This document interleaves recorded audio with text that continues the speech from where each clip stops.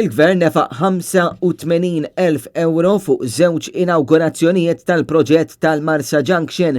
Dan ħareġ wara domanda li saret fil-Parlament mid-Deputat Nazzjonalista Karel Aquilina bil-kelliem tal-Partit Nazzjonalista Trasport u l-Infrastruttura Tony Bezzina jispjega kif 40,000 euro ntefqu fuq l-inawgurazzjoni tal-ewwel flyover fl-20 ta' Settembru tal-2019 fil-waqt li 45,000 euro intefqu fuq it-tieni inawgurazzjoni li saret ftit tal-jemilu.